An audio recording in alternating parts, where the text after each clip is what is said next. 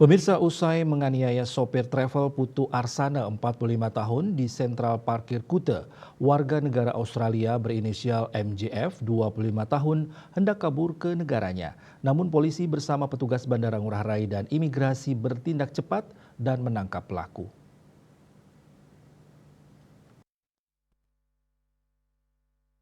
Seizin Kapolresta Denpasar Kombes Polisi Wisnu Prabowo, Kapolsek Kuta Kompol Iketut Agus Pasak Sudina menjelaskan peristiwa ini terjadi pada Minggu 21 April 2024 pukul 22.05 WITA di areal sentral parkir Kuta Kabupaten Badung.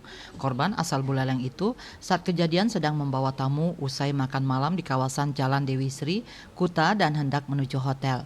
Saat melintas di TKP, korban melihat adanya keributan antar WNA. Aksi mereka di tengah jalan menghalangi mobil korban yang akan melintas. Pelaku tiba-tiba memukul kaca samping mobil korban. Akhirnya korban turun dari mobil bermaksud menanyakan pelaku memukul kaca mobilnya. Namun malahan korban dianiaya oleh pelaku. Pelaku memukul korban sebanyak 5 kali pada bagian kepala, bahu, leher, dan punggung.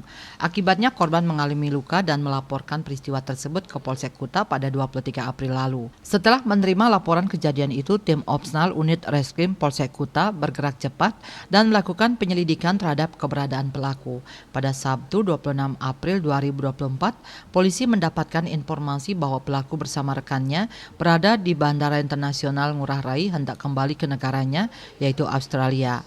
Saat diperiksa, pelaku mengakui perbuatannya tersebut dan saat itu dalam pengaruh minuman keras. Pelaku juga mengatakan bahwa dirinya merasa terganggu dengan mobil korban yang seolah-olah hendak menabraknya.